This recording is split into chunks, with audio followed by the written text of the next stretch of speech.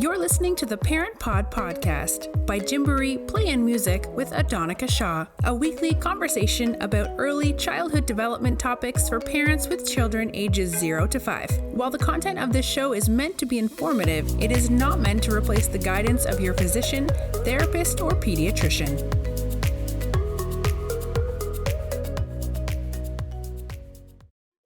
Hello and welcome to another episode of the Parent Pod podcast with Gymboree Play and Music. I'm your host, Adonica Shaw. This month at Gymboree Play and Music, we're discussing how we can overcome fears and live more courageously. With that in mind, we've lined up several interviews with guests all around North America who are going to be coming on to the show to give us their take on how to do just that.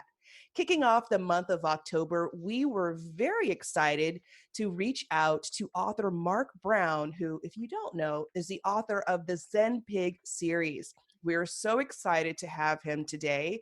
He, of course, is a dad and creator of Zen Pig, but he also teaches mindfulness, compassion, gratitude, and so much more to families. So with that said, Mark, welcome to the show.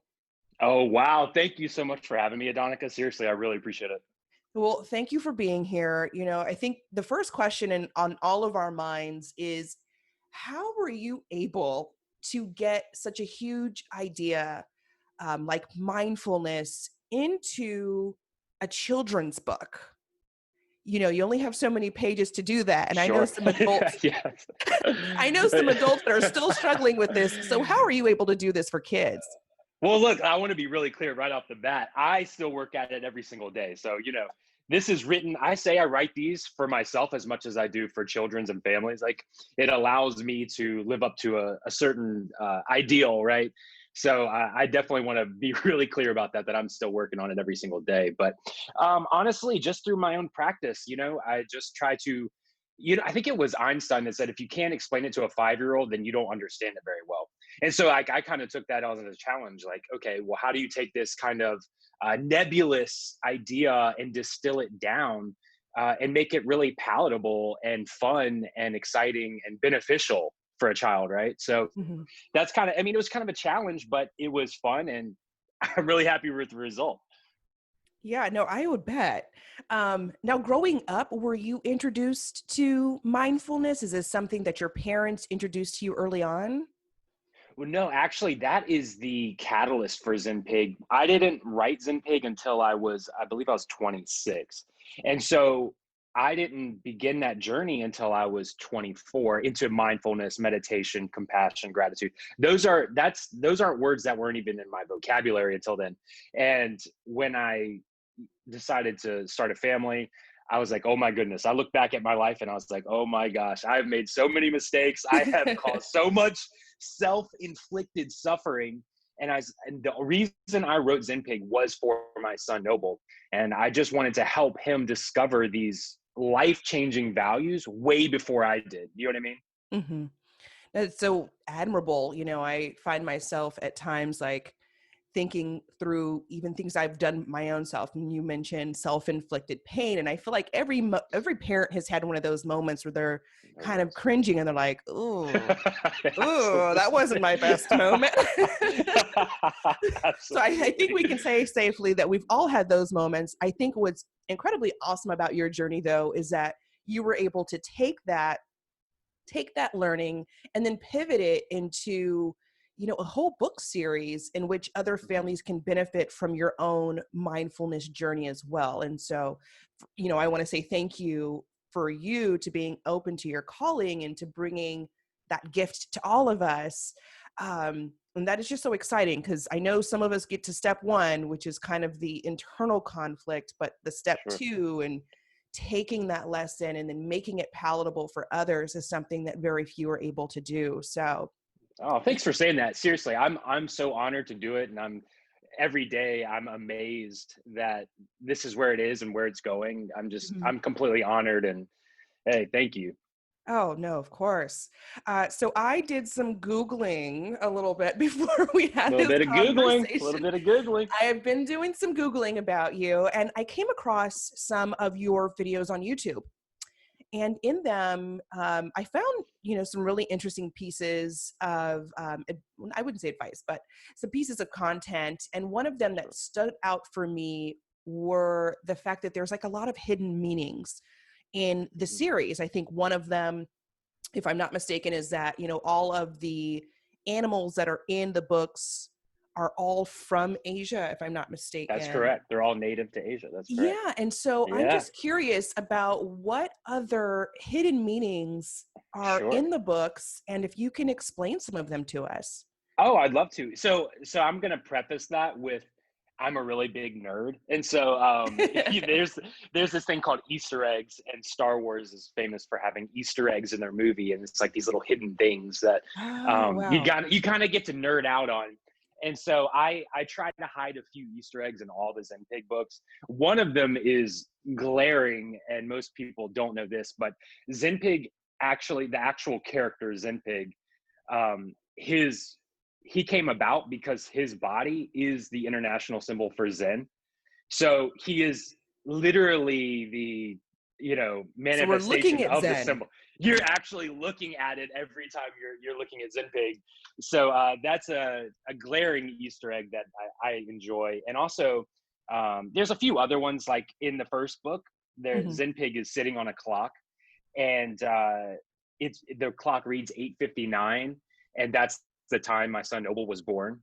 So the series is littered with a bunch of Easter eggs, and I've been meaning to compile. Now that there's 7 books in the series, you can imagine that there's a laundry list of Easter eggs through the series. But there's a lot of really cool ones in there. One of them is a nod to my mom, who was a hairdresser for 41 years, and in one of the books, there's a nod to her because she came to one of my career days, and she was like belle of the ball because she was showing people how to do hair.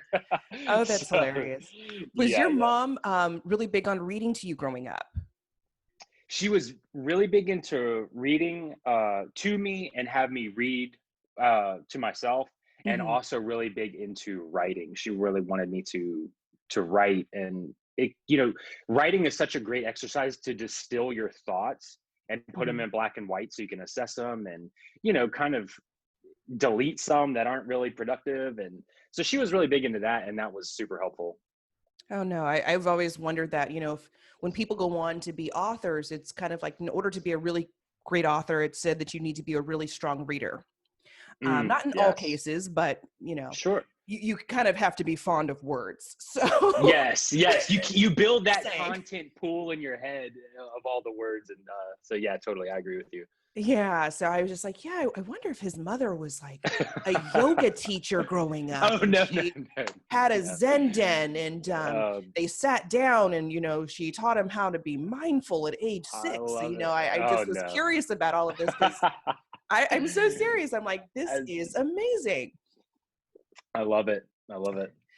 So this month we are featuring one of your 7 books, which is Zenpig, Feelings Are Clouds. Can you tell us a little bit about how the concept for that particular book came about? Absolutely.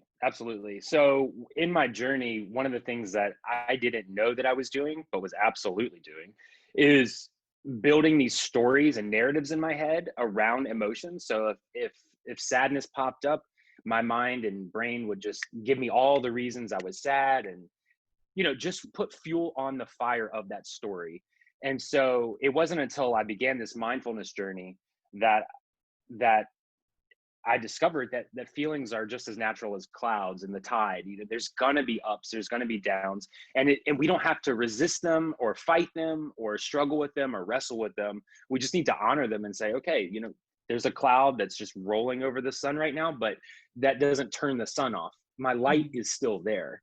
And so I wrote Feelings Are Clouds because I look back from the time I was, 12 until I was 24. And, there's a lot of time that I was just morose for no reason, thinking that I am sad, identifying with these feelings. And I know that right now we're communicating adult to adult. Yeah.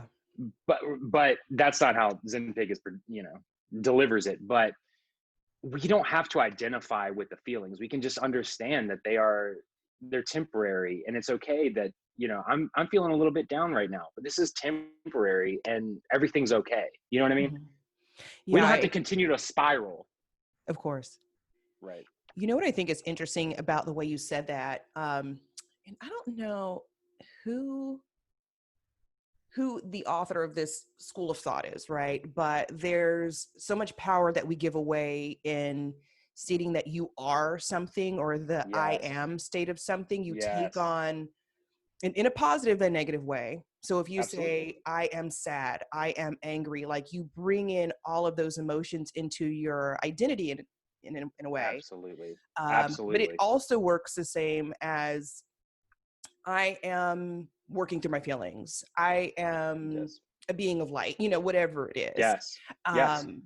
When we self-identify with things, we can attach that identity to us. And so to that sense, I think if I'm, and I don't quote me, but I Sure. think that this is kind of the root of where people started doing affirmations, because when you pull in the Yes. power of that I am state, or that beingness of that moment right then and there, you can kind of Yes. shift your reality by shifting the words that you're putting on the other side of the I am state. I am sad. Absolutely. We bring Flipping it. intention to that practice. No, Yeah. most people don't have an intention. They just by default.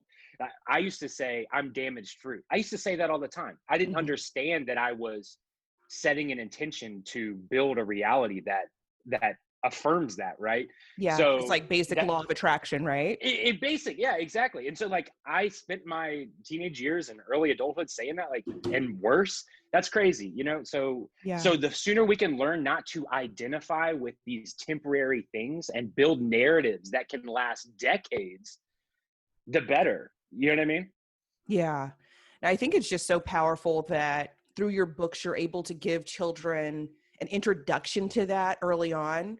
Not that books were, horrible when I grew up, because I definitely have my favorites still from Oh, elementary sure. school and earlier, but I just remember that the values that were taught in the books were more centered around family and community. And I think obviously that's still a theme in Sure. children's books, but now I think the unique angle that authors are able to take is to also put value on self.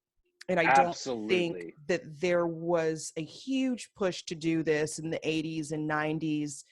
We weren't, I Sure. hate to say, self-centered, quote unquote, um, Right. with value systems and how we taught them to children. It was always a matter of putting others first. Yes. Whereas the more current school of thought is around working through the self first, and then everything else kind of follows and comes into alignment once you manage your own self. So, Yes, I completely agree with you. And, I think there used to be a trend of martyrdom, perhaps, mhm. and I think now we've discovered that we really do need to nurture ourselves and our own mental health. I mean, you can look at society and see that mental health is such a tragic state right now. Mhm. And I firmly believe it's because we don't do enough introspection and honoring of the self. It doesn't mean I'm throwing a parade for myself every day. It doesn't mean Yeah. I have a picture of myself on my wall that I'm, praising every day. It just means that I honor myself and value what I need Mhm. so that I can be of service, so I can live a service-based life for others. Yeah. I think you said it best, like, from the self, everything grows. And so Yes, yes, starting with yourself and being a little quote unquote self-centered can be a good sure. thing. It's like the butterfly effect. Yeah, absolutely. You take care of Yes, yourself, and then you spread your wings, and you never know, like that next person that sees you flapping your wings, they're yeah. inspired to do the same. So That's right. That's right. a couple of more questions for you before we close out the episode here. I wanted to know if you can give our parents 3 tips to help children work through their feelings.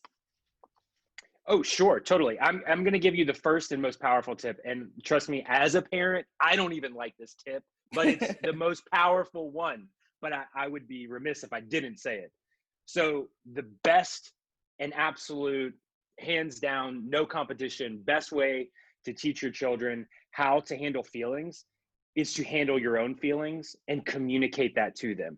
So sometimes I struggle with anger, and my son Noble sees me do that. But he also hears me say, okay, I'm angry, I'm frustrated right now. That's okay. I'm going to get through this.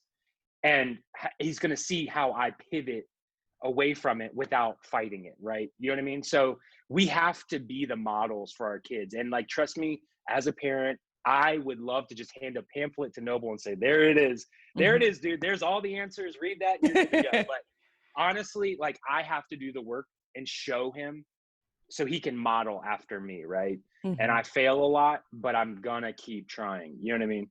So that's tip number one. Show them and communicate with them. Okay. 2 is I would really strongly recommend valuing breathing exercises, you know, taking mindful moments. I know that sounds kind of corny or, you know, square, but it's not, it really is a big help. Just take a few minutes and say, okay, right now we're just going to focus on our breathing. We're going to be present. We're going to acknowledge what's going on around us. And that allows them to build the skill set, because it is a skill set to look inside and identify how you're actually feeling. You know what I mean? We're constantly trying to be distracted. We're trying to put our eyes and, you know, fix our gaze on something that is external. But just taking that time to build the skill set of, okay, I'm checking in with myself, you know, checking in with my breathing. How am I doing? You know, that's so valuable. I mean, so there's 2 for you. Third, let me see. 3, that's a list. I would say, and then this doesn't necessarily revolve around emotions in terms of identifying them, but one thing that is a superpower, and you can take it to the bank and you can cash the check, is practicing gratitude with your child, teaching them how to see the abundance that they're already in. You want to talk about emotional yield? That's the one that if you work on that, it'll change their life, it'll change your life, and you'll quickly realize just how infinitely wealthy you already are. And so you know, can't be overstated. Yeah, you know, I think that's such a perfect third tip to kind of round things out, because you would think in the year where everything is kind of falling apart that people Right. would have very little to be grateful for. And the fact is, the fact that you've made it this far into the year, there's a lot of people Exactly. who haven't, and who've had varying life experiences over the last several months. And so there's still so much to be grateful about here in this moment, Yes. irrespective of kind of how it looks on the outside. Yes, absolutely. Now, I know that you yourself are an author, but what are some of your go-to books for your son or your child? And how do you bring those into daily life? How do you introduce reading in your own home? Sure. So every day I do allow him to choose his own books. I don't ever want to make him feel like reading's a chore. So I literally, every time he finishes a book, we hop on Amazon and we look at the selection and we get him a new book or whatever. But we do instill everyday reading into his schedule. And so every day he has to read 20 minutes. But since it's content that he enjoys and he's curious about, he actually enjoys it. And he has a little reading log so he can summarize what he read. But as long as he's reading content that is, you know, makes him excited, makes him value reading, and taking that time to be quiet and just nurture his mind, like, go for it, man. Go for it. Okay. So I know that you have 7 books in your series. What's I do. next? Are there more coming that we should be aware of? Oh, yes, there's going to be more coming for sure. We haven't announced number 8 yet, just because Zinpig 7, which is called The Peaceful Protest, just came out like 5 weeks ago. But there will absolutely be more Zinpig books. And but also for all your listeners out there, we also have, like, I'm on fire to provide as many free resources to teachers, whether that's like at-home teachers right now, or teachers in the school system, or just, you know, grandparents or whatever, just to help give the tools needed to teach these values to their children. So if you do any sort of Googling on Zinpig or follow on Instagram, like, we have, you know, posters and lesson plans and yoga poses and like all the things that could help, because here's the deal. Like I say this all the time. Like I don't claim to be the expert. The only thing I'm doing is I feel like each parent, each teacher, each guardian of a child, like that's the expert to their child, right? Like that child is looking up to them to teach them. And so I look at myself as like Black & Decker, who builds the power tools for the people that build the houses, right? So I am trying to like free tools to everybody, just go for it, because, you know, your children are looking up to you, not me. So I just want to help equip all those people out there with the tools they need to discover and unearth the power of gratitude, compassion, self-forgiveness, self-love, all the stuff. You know what I mean? Mm-hmm. No, that's incredible. And in closing, I'd like to know, how can our guests find you? I know how to find you. Wow, look at but that. Wow, that was good. That was good. But if they wanted to follow up with Sure. you after this episode and then take part in some of those freebies that you have, or the programming, and I'm really curious about these yoga poses as well, if they wanted to get access to any of that, how can they find you online? So if you want any of the ZenPig books, just go to zenpigbook.com, and there you'll see the publisher's website with all the books there. If you are on social media, ZenPig Book on Instagram, facebook.com/ZenPig Book. But if you just want to reach out to me directly, Mark Brown at zenpigbook.com, you can send me a direct email. I do have a person that does my emails, but she's really good about, hey, this person wanted to talk to you, and, you know, get to you. So, but yeah, find any of those. You can find us on YouTube, but like ZenPig is trying to get out there everywhere, so you'll be able to find whatever you need for sure. Perfect. Well, thank you again so much for your time this morning. I know that everybody's pretty busy, and with back to school and, you know, the season's changing. I can't believe it's already the beginning of October. I know, it's wild. It's wild. I know. I can't believe we're already here. You know, before we know, it'll be Halloween, Thanksgiving, and the New Year's. And then she's done. 2020's done. On to the next. Well, thank you again for your time. And to the listeners that are at home, sound off on social media. We'd love to hear what you thought about this episode and any follow-up questions that you might have for Mark. We will do our best to get back to you. Just make sure that you act or mention either Jimboree Playing Music or Mr. Brown here, and we will get into the comments and chat back with you. Thank you so much for listening to this episode of The Parent Pod. To learn more about this week's episode or the content discussed in the episode, be sure to follow Jimboree Playing Music on Facebook.